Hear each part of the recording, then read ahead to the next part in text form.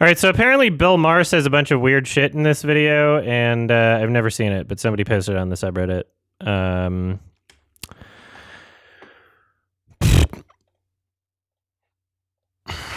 finally, new rule: if we want to save our country, we should follow the advice good liberals have given for decades and learn from other countries.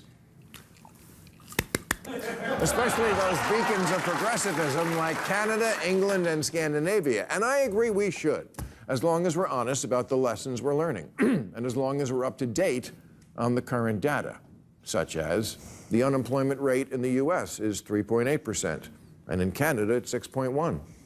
And of the 15 North American cities with the worst air pollution, 14 are in Canada. I'm not citing these stats because I have it out for Canada. I love Canada and its people, and always have. But I hate zombies. Is that true? Oh, in 2023 because of wildfires. That's such a funny thing to say. It's true, but it's because of the wildfires. Oh, you sneaky son of a bitch. What a funny way to represent information. Oh my god. Yeah. Because we have more trees and they were burning last year. Fucking god. Oh, that's hilarious. Oh my god. Worst air pollution, 14 are in Canada. I'm not citing these stats because I have it out for Canada. I love. Let's see if we can. Is there? Okay, let's see. Air pollution USA versus Canada 2015. In its last report of 2023, the Canadian Interagency Fire Center said 6,551 fires burned 8.5 million hectares of land, compared with 1.4 million hectares burned the previous year. I wonder where we can find like old data. This is one of the articles talking about how we've fallen behind the US based on the new report in 2023, which I think implies that we weren't before. Yeah, so 15 most polluted regional cities in Canada and the US. 10 were in Alberta. A lot of fucking fire. A lot of the fires in BC were blowing smoke into Alberta and then Prince George, BC. So like, yeah. And yet did Wisconsin have any wildfires? Or is that just up there because of some other reason? Let's see. So what if we search 2022 on that same... Because right now, so I have... It says historical rankings, but it says from 2017 to 2023. Can I change the date? Here we go. Continent. North America. We go to the first page. So a lot of what's in the top for Canada, this is the line for 2022, right? We can see the year before, it was at a relatively low range. Yeah, every single one of these Canadian cities, the year before it was fine. In the blue and in the green, every single time there's a Canadian flag. Beaumont wasn't doing too good in 2022. But there were also wildfires in 2022. Just not as many. All right. U.S. city. What the fuck is Happy Camp? They were also in the green. Blue is the best one. You get into some other American cities. So this is the second American city we see. They were not in the green in 2022. They were in the yellow and the orange. Third American city we see, orange. Usual year that we've had since we've been delivering this report, that Canada is actually having more higher levels of air pollution than the United States. So this is quite unusual for us as well. Yeah. Okay, so this is the woman from the report. Right? Saying it's quite unusual for Canada had to have higher air pollution than the United States. Okay, so my skimming of the data was an accurate assessment, confirmed by the person who monitors these things, or part of that organization. Report that Canada is actually having more higher levels of air pollution than the United States. So this is quite unusual for us as well. Yeah, tell me as well about how Canada usually does. Usually we are, far better, correct? Absolutely. So usually the top 15 northern. You know what's fucking funny is just how little effort it takes to get to the bottom of something. It just takes a little bit of your time. It's not that difficult. I don't know why most people don't do this. Yeah, so to Bill Maher's point, it might get worse next year. The forests might continue burning, so we might continue having worse air quality because of the forest fires. The wintertime, which is also pretty... But I somehow don't think he's going to mention that. I wonder if what Bill Maher has to say about climate change, or if he thinks it's real, or if he's like a Candace Owens or something.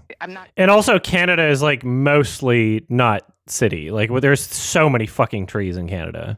Like, even if we were to try to be proactive about wildfires, it would be a massive, like, I don't even know if it's possible. Of climate change, and that we need to adapt and we need to do more.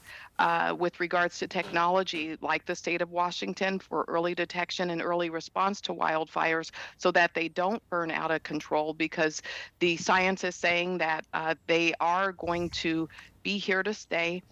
They are unfortunately more frequent, and the wildfire season is actually longer. And shit sucks. To make that pivot and make that adjustment so that we can essentially do what we need to do. Yeah. Well, she's crying. Appreciate you taking the time, Glory, to come on our program here in Canada. Thank you. Thank you. That sucks. Okay, so we found within the first minute of Bill Maher's video, he massively misrepresented something. Let's see if he corrects any of that information, or if he gives any context for his viewers. Let's also, I'm kind of curious about this one. So he said 2 little factoids. To date on the current data, such as the unemployment rate in the U.S. is 3.8%, and in Canada it's 6.1%. And of the 15 north... I don't have any reason to doubt those numbers because they sound like they make sense, but we'll look them up anyway. So apparently, and I didn't even know this,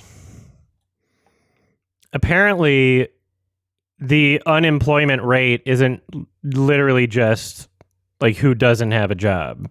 And the definition of this is weird. The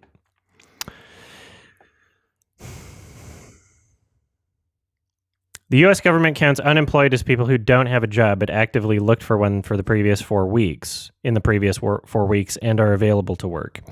2018 Bloomberg article described the disguised unemployed, including workers described as marginally attached workers who are looking for work but have not actively in the last month. The disguised unemployed include discouraged workers who stopped looking.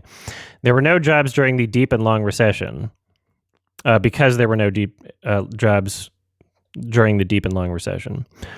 Others include the 4.7 million part-time workers who want full-time jobs. The government counts the unemployed as people who don't have a job but have actively looked for one in the previous 4 weeks and are available to work. 2014, then Federal Reserve Chief said that because of the depth and length of the depression, which created so many long-term unemployed. So generally, Canada's unemployment rate is higher than the U.S. But if there's more to that, I don't know. I'm not going to go on a huge deep dive on that. That sounds about right. Working conditions, minimum wage is a big one too. A lot of people having to work 2 or 3 jobs in the U.S. Quality of life. Like, there's a lot of factors. But if you just, if the only thing you're looking at is just purely the statistic of unemployment rate, then yeah. Here's something I'm kind of curious about. So this doesn't surprise me, and I'm going to try and find something that's not just homelesshub.ca. I'm going to try and find literally any other source. But apparently the homeless people in Canada, or chronically homeless, as a percentage of the homeless population, is between 2 to 4%, considerably lower than the case in the United States, 10%. So 10% seems like a fucking lot. I'm going to look for another source on this. I was hoping to find like a wiki or something and then have the wiki be sourced. Or maybe I can just combine statistics for 2 different wiki pages or something. Let's see. Homeless population percentage in USA. Like 10% doesn't make any sense. So I don't know if I believe that. Unless I misread what that article was and they were actually saying something else. Census.gov. Oh my God, this is a weird statistic. Census.gov. Among the sheltered population age 16 and over experiencing homeless, nearly 15% were unemployed. An additional 61% were not in the labor force. What does that mean? What does unemployed versus not in the labor force mean? Like those two things seem to mean something entirely different. What the fuck? Sorry, I'm looking at... Unemployment is only people looking for a job. 1 in every 500 Americans is experiencing homelessness in January 2023. The Department of Housing and Urban Development, Canada, blah, blah, blah, blah, blah, which measures homelessness across the U.S. on a single night each winter. I'm just trying to find something where I can actually compare like solid numbers.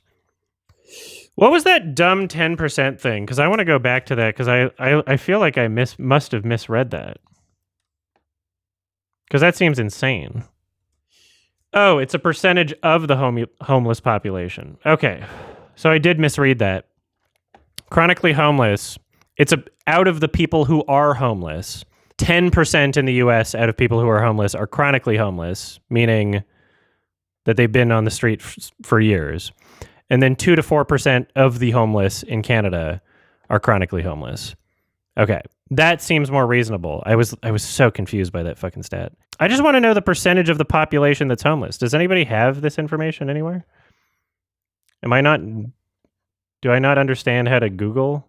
So, it would appear as though Canada has a higher percentage of the population that is homeless, but of that percentage, there's less of a percentage of the population in Canada that's chronically homeless. That's the best assessment that I can make from me skimming data and not wanting to spend like fucking 5 hours on this.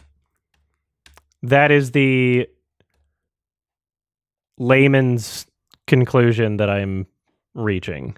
All right, so I was only looking at that because my assumption would have been that there was more of a homelessness problem in the US, but apparently there's more homeless in Canada.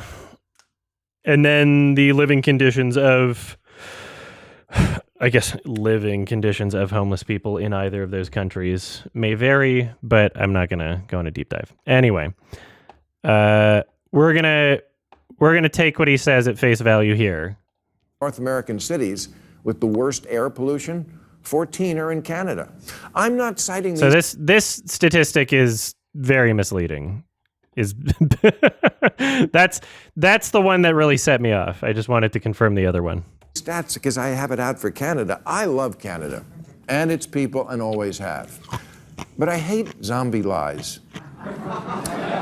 Zombie lies. Oh? That's when things change, but what people say about them doesn't. Yes, for decades, places like Vancouver and Amsterdam and Stockholm seemed idyllic because everything was free and all the energy we needed was produced by riding a bike to your job at the windmill.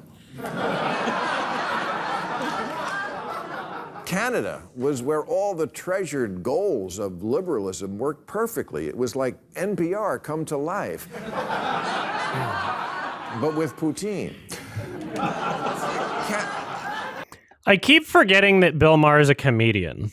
I keep forgetting that he considers himself to be a comedian.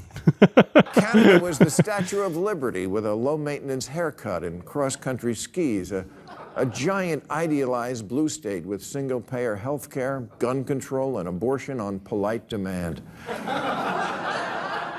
Canada was where every woke white college kid wearing pajama pants outdoors who'd had it up to here with America's racist patriarchy dreamt of living someday. I mean, besides Gaza. I mean, I'm pretty sure I mean, obviously gun deaths are lower in Canada, but I'm pretty sure the homicide rate is much lower too. So that's kind of a funny comment he made about gun control. Yeah, not going on a deep dive on this one. Skimming through some stuff, and U.S. seems to be considerably higher on each of these for homicide.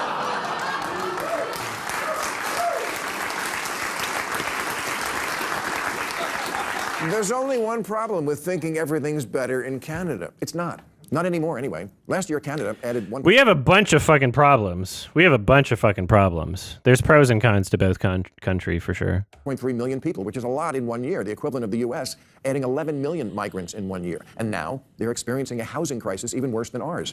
And we're sleeping in tents. A lot of the housing crisis is not because of the population. It's because of a lot of unowned homes.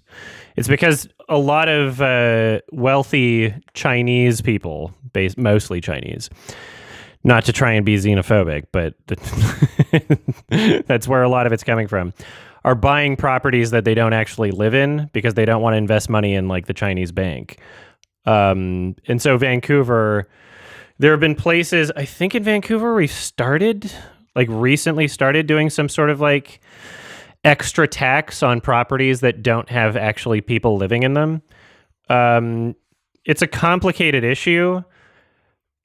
I don't know if it's necessarily immigration to blame for it. It could be exacerbating the issue for sure. It could be making it worse. But I mean, a lot of the housing crisis is the fact that in major cities, the housing is so fucking expensive, which is happening pretty badly in Canada, and the U.S. is not going to be far behind on that one. The median price of a home here is $346,000. In Canada, converted to U.S. dollars, it's $487,000. If Barbie moved to Winnipeg, she wouldn't be able to afford her dream house, and Ken would be working at Tim Hortons. Yeah, I mean, like, if you buy a house in the fucking Midwest and you don't care about what you're around, it's going to be fucking cheap. There's tons of places in the U.S. where you can buy a really cheap house. There's places in Canada where you can get cheap homes too, where there's like nothing around. But Canada is really like there aren't that many cities in Canada.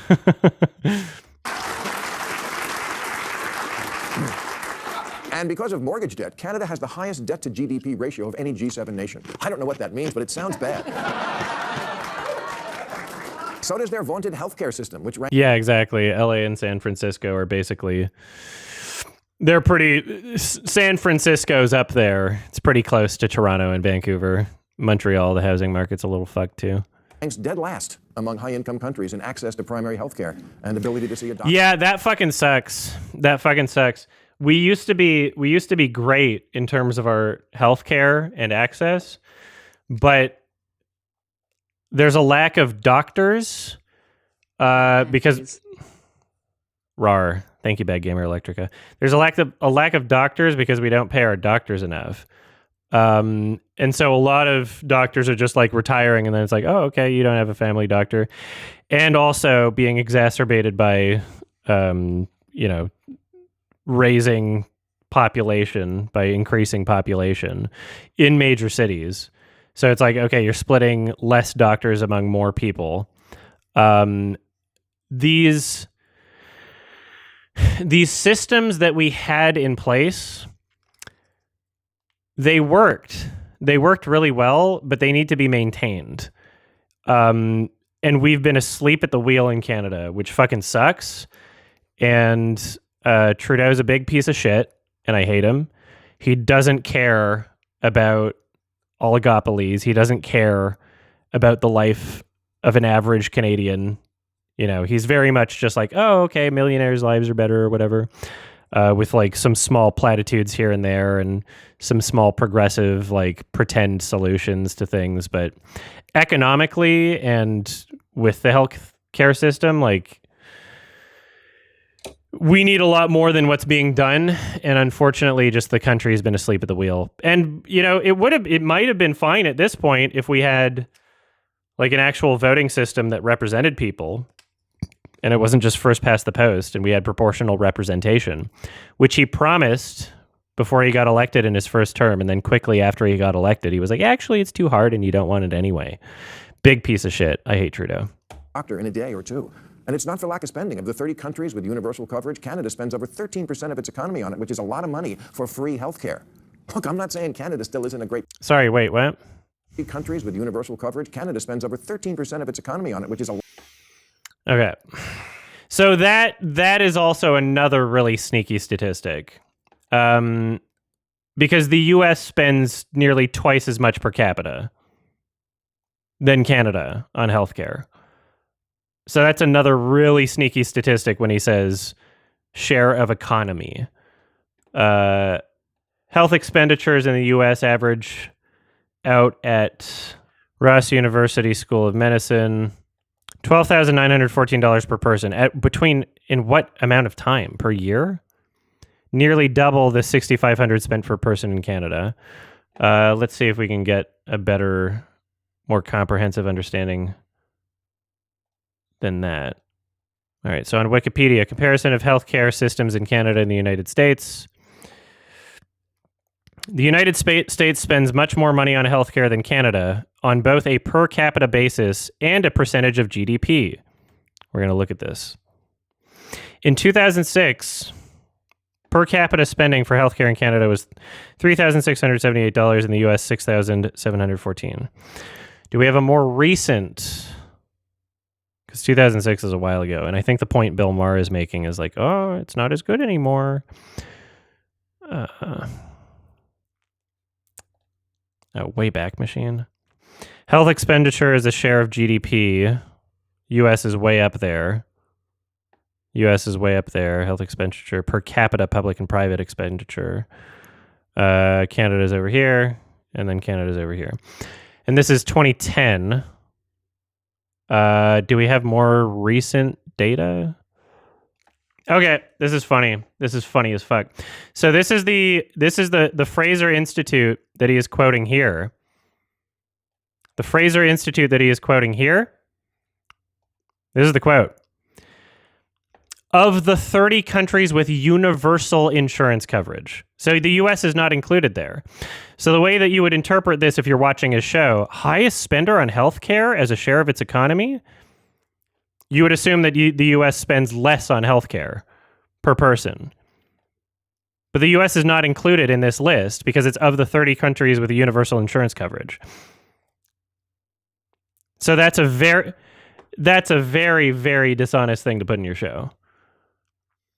Yeah, it literally says here, the analysis does not include the United States because according to the OECD, the US did not have universal insurance coverage in 2020. So literally the US is not included in this, and he's saying, oh, highest spender. Wow. He's literally, like, the whole point of this is that you're comparing to the US, right? A more, like, left-leaning government economically, we would have more regulation on corporations, would we not?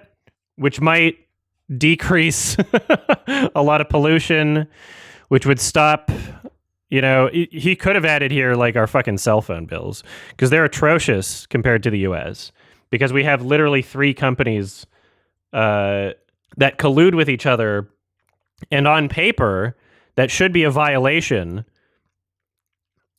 of whatever board, and I forget the name of it, CRTC, Canada Trade something commit. It should be, it's literally a violation of that on paper, but Trudeau doesn't do anything about it. And he doesn't talk about it because he knows that it's corrupt and he doesn't give a shit. We should have more funding into our healthcare system, in my opinion. And then it wouldn't be so shit. If doctors were paid more, then more people would want to be doctors and we'd have more doctors. It seems that's my understanding of it. Of Canadian shop teacher Kayla Lemieux, whose pronouns are she, her, and those. Oh, no.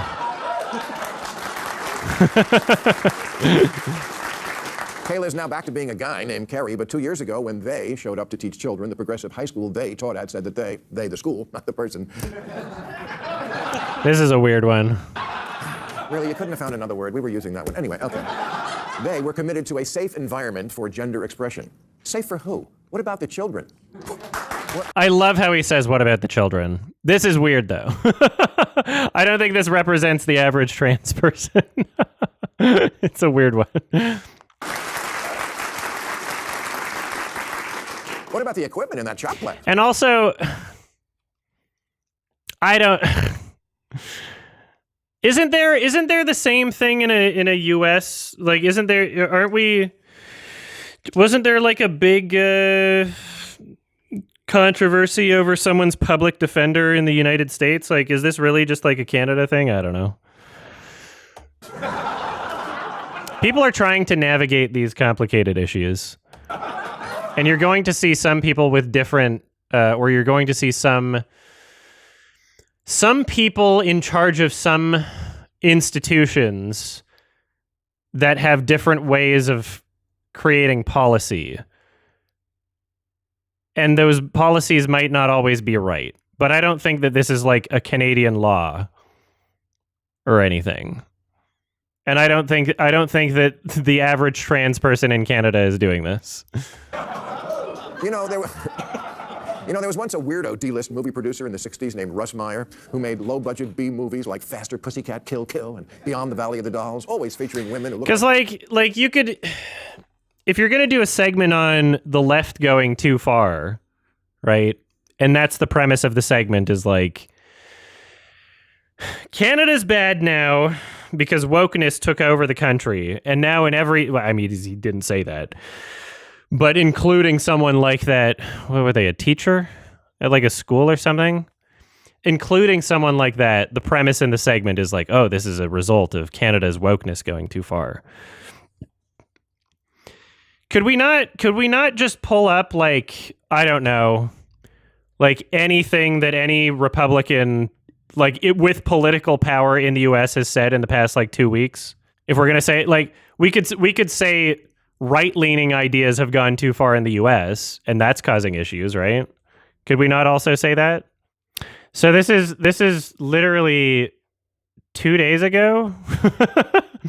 A New Hampshire lawmaker, a Republican who opposed child marriage ban, argued that teens are of a ripe, fertile age, which is very similar to comments Matt Walsh was making, right?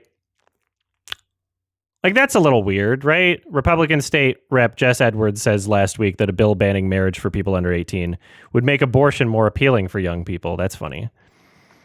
If we continually restrict the freedom of marriage as a legitimate social option, when we do this to people who are of a ripe, fertile age and may have a pregnancy and a baby involved, are we not, in fact, making abortion a much more desirable alternative when marriage might be the right solution for some freedom-loving couples? So this is an actual lawmaker in the U.S., and this was 2 days ago, okay? So we don't have to go back fucking a year to find big titty teacher. Like, this shit is happening literally every single day in the United States of some fucking insane, weird, far-right, crazy Christian people, like religious nuts, doing insane things to your country. Fucking Roe v. Wade is overturned right now, Bill. And you're making a fucking video on how wokeness is going too far? Because there was one teacher at a school like some years ago where they probably didn't have the right policy or didn't know how to deal with what the fuck was going on there. So it's a very odd segment. And I would love to see you making a video on how right-leaning ideas can also go too far. Can left-leaning ideas go too far? Yes. I don't see a lot of that being represented in fucking political office, unlike your country, where fucking Marjorie Taylor Greene's talking about Jewish space lasers. Like, this shit is happening so often in the US of people with actual political power, like a huge chunk of the elected officials in the United States, right? These aren't fucking randos. It's happening so often that it's difficult to even like grasp. It's difficult to even like keep up with it. You know, isn't the idea of climate change wokeness or like trying to alleviate that? Like, why do you care? why are you putting up statistics of air quality and then arguing wokeness is going too far? How did wokeness make the air quality worse in Canada, Bill? Like this. His movies played in porn houses and were featured in Hustler and Playboy. Okay, fine, but who says no? When it comes to huge, ridiculous tits, let's save that for the kids.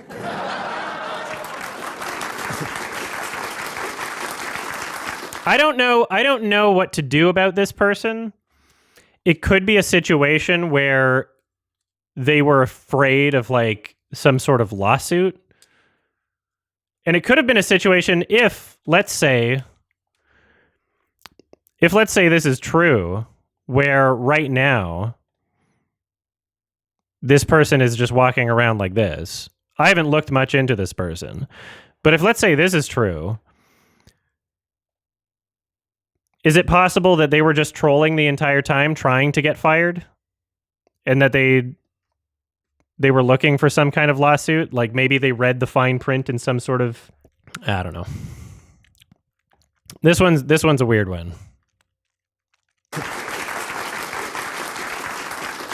And this is why people vote for Trump. Oh! The big titty teacher in Canada is why people vote for Trump. I mean, you're maybe not wrong. They say in politics, liberals are the gas pedal and conservatives are the brakes. And I'm generally with the gas pedal, but not if we're driving off a cliff. On the trans issue, America is no ands, ifs, or buts about it, absolutely alone in the world now, an outlier country. Last month, England's National Health Service announced that there's not enough evidence to support the safety or clinical effectiveness of puberty blockers for third graders, and that they were going to stop fumbling around with children's privates, because that's Prince Andrew's job.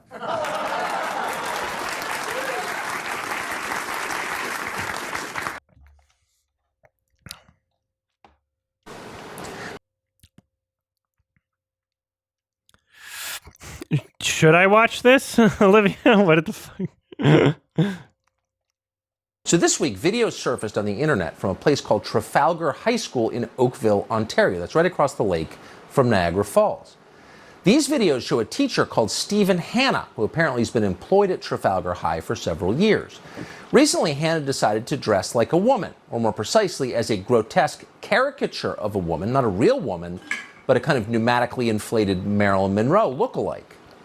As part of his costume, Hanna strapped on a pair of gigantic prosthetic breasts, each the size of a 10-pound watermelon. We're not exaggerating here. They're visible from at least 100 yards away, if not from space. We'll show you the picture we are right now. And by the way, whatever law or policy exists that this person was trying to exploit, if that's what happened, would also apply to women. There would be no like, oh, because they're trans sort of thing. So if let's say a woman also decided to either get fake tits or like huge implants and then teach at the school, they would be subject to the exact same standard and policy, right? So it's not really a trans thing On the screen. But here's the thing, Hanna it's just this person who did it. Doing this in private, in his home, in restaurants and clubs. If he were, we would not be mentioning on the show because it would not be our business. Have fun, Stephen Hanna. No, Stephen Hanna is doing it in class, in front of children. As the Canadian journalist Jonathan Kay put it, Hanna has been dressing like this for a while, but only recently have students What a weird thing to have happen. within the school gone public with this fact. So they've been enduring this for a while. Kay also notes that Hanna's costume is based on a style of Japanese internet pornography, which translates roughly into English as exploding milk porn. I think I can see a nipple here, so Olivia, make sure to censor that because I guess Tucker forgot. That's a good meme though. Exploding milk porn. So what's going on here? Well, you know exactly what's going on here. Let's stop pretending. Women may not see it right away because generally their lives are not defined by their sex drives. But if you're a man, you get it instantly. What is Sorry, what? on here? Well, you know exactly what's going on here. Let's stop pretending. Women may not see it right away because generally their lives are not defined by their sex drives. But if you're a man, you get it instantly. What is this about? It's about sex. Okay. Women don't understand anything about sex and they can't see when something's sexual. the box office numbers for fucking Twilight would say otherwise, or fucking 50 Shades of Grey, etc. Stephen Hanna is enlisting other people's children. Women don't have sex. They don't want sex. They're just used for sex. In his sexual fantasies. Yeah, I don't know if that guy, that fucking. So like, obviously nobody likes him. We'll get to that later. That's a fun one. So I'm trying to imagine what I could imagine, and I don't have anything to back this up, but my assumption, if I were to think about this, would be that this person was trying to get fired so that they could file some sort of discrimination lawsuit. And under that same principle, I would imagine, like, if a woman did that, they would be also in the same situation. It just happened to be, I don't know. Are they a man? Are they a woman? Are they even trans? I don't fucking know. I don't know what they express themselves as. Non-binary? There may be gender fluid. It is a weird thing to do. I don't think anybody's arguing against that. Or at least very many people. This is all speculation? Yeah, I mean, that's all we can do on that one. Sorry, you two. They're very sensitive about the royal family, I'm telling you. I found out. We'll make an exception. All right. So, too, with all the other good place countries, in direct opposition to America's choice to... All right, hold on. That graphic went by pretty fast. Good place countries, in direct opposition to America's choice to affirm children's wishes on switching gender, no matter the age or psychiatric history. The far left, which always like to use, well, Europe does it. Yeah, no, that doesn't work on this one anymore. We were talking about Canada, but okay. Because earlier you say... Hold on. They say in politics, liberals are the gas pedal and conservatives are the brakes. On the trans issue, America is no ands, ifs, or buts about it, absolutely alone in the world now. On the trans issue, America is no ifs, ands, or buts, absolutely alone in the world now, they say. Trans issue, America is no ands, ifs, or buts about it, absolutely alone in the world now. But I don't think... Is Canada not also... Like, youth in Canada are able to get... like gendered stuff, right? Like puberty blockers. So it's weird for him to say America's alone in the world now, unless he's being sneaky and then just, you know, pretending as if now when he says America, he means America and Canada, like North America, even though earlier he didn't. Sweden opened its borders to over 1.5 million immigrants since 2010, and now 20% of its citizens are foreign-born, and its education system is tanking, and it has Europe's highest rate of gangland killings. And one result... I do think, I agree that, you know, there are considerations to make for immigration policies. We don't want just like literally any random person coming in the country. There should be like a proper, you know, stringent vetting process for who does show up in the country. If you want, like, you know, your average citizens to maintain like a good quality of life. The problem is in a lot of places in Europe, a lot of, from my understanding, there's like a lot of like war-torn countries and a lot of immigration from people like fleeing conflicts and, you know, Middle East stuff. And I don't know what the policies are for something like Sweden in terms of who they let in or how people are let in or how people got in. So I don't know. Is that the far-right parties are in the government now there for the first time, to which liberals say blaming immigrants for the rising crime rate is racist. Does Sweden have proportional representation in its voting system? Because the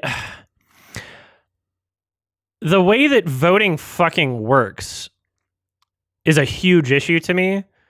And I feel like just how Donald Trump got elected, or just how even Joe Biden got elected, you know, is it necessarily most people in the country that wanted that person? I don't think so, right?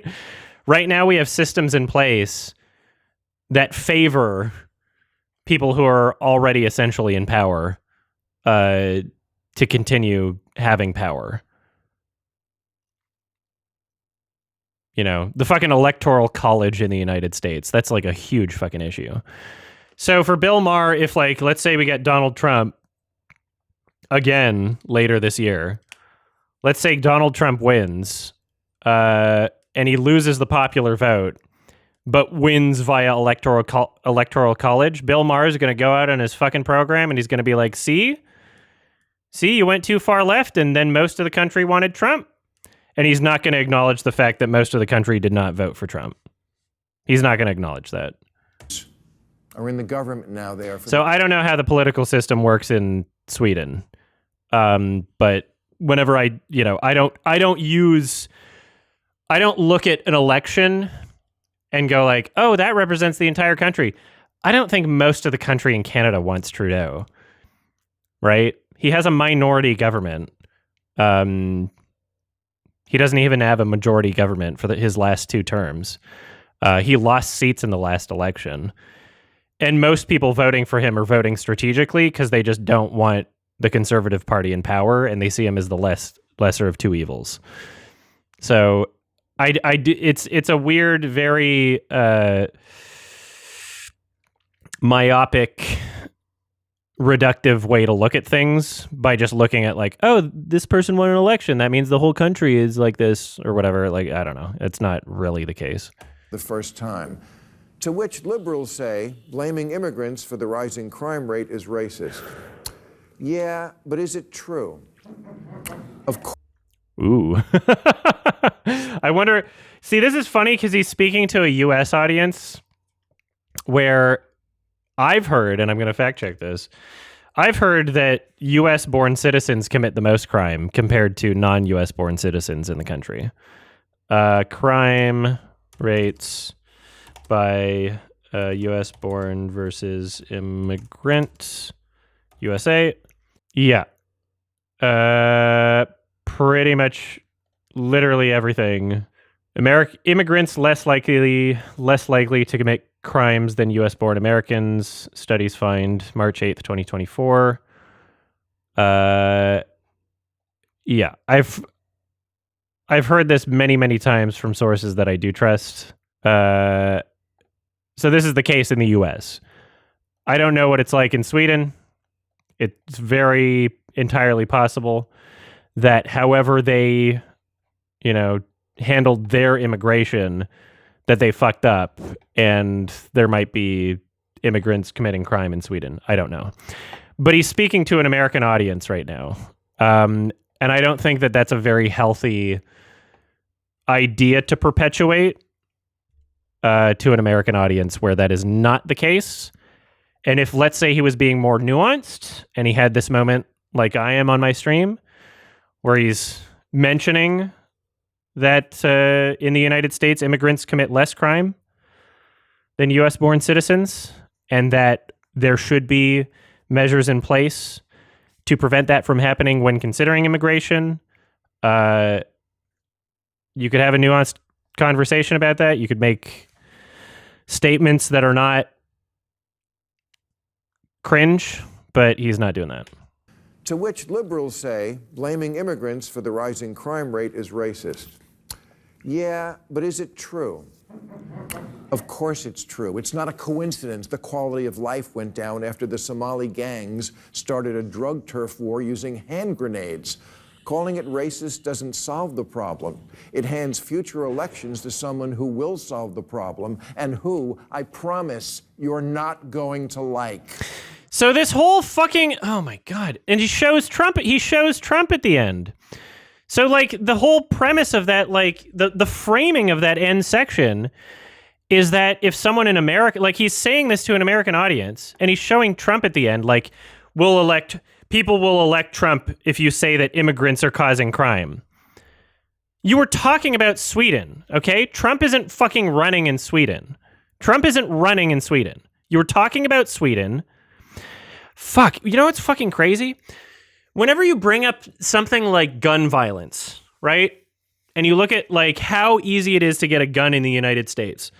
Whenever you look at something like poverty or or healthcare and gun violence especially, and you have these conversations, Americans are very familiar with this idea that, hey, just because something is that way in another country doesn't necessarily mean that it would be this way in this country. And for some reason, a lot of these same people will throw that logic outside the door and be like, oh, look what's happening in Sweden. Look what's happening in Sweden. And they'll point to another country about something that just justifies this predetermined belief that they already have. And they're not applying that same level of skepticism, right? There are differences between the US and other countries. Right? There's so many fucking guns in the US at this point that like putting a straight ban on guns, like I don't know if that would even that would be a I don't know how you could even possibly do that, right? There's a nuanced conversation to be had about a lot of these issues. And it's really fucking dishonest when you go, immigrants are causing crime in Sweden. The liberals will say that blaming immigrants for crime is racist, and then say, people will vote for Trump if you say that. When in the US, immigrants are causing less crime than natural-born citizens. That's a really fucking disgusting, gross way to end your segment, dude. That's really dishonest and slimy. Grenades. Calling it racist doesn't solve the problem. It hands future elections to someone who will solve the problem and who, I promise, you're not going to like. That's fucking insane. That's like a threat. We're going to vote Trump. If someone says in the US, immigrants are causing all the crime, it would seem as though that is racist because that ignores the actual facts. That ignores facts. So you would have to assume that it's racist because it would why else would they say that if that contradicts reality? That's crazy. Yeah, that was annoying. There were some truths in that video. There were some things that were true and some half-truths. But there was a good chunk of really misleading and really dishonest bullshit. And just the way he frames things is just nonsense. Yeah, very slimy. I also love the Suspicious shirt. YMSmerch.com to get the Suspicious Kimba Simba shirt. Keep that at the end of the highlight for this segment, Olivia. Thank you. Hello everyone, Olivia here. Thank you for watching as always. My $5 and up patrons for June 2024 are Michael Bradley, Jordan A, Sam3824, Clarice Carlson, Nico Fuentes, Joel999, Speak of the Joker, Randos, Lobsterite, Mara Geek, Mead Marmalade, Silverwind, Toby White, Skanat On, Happy the Knife, Coolest Shirt, www.openclassactions.com, Emil, Blank, Judah McKinslayer, T King, Sliv88, Electrica as an Ordinary Bad Gamer, Yup, the Super One Player, Gabriel Herrera, and Lemonade Warrior is participating in the hit game Among Us and is considered the Encroacher. Happy Pride Month, everybody. Stay safe out there.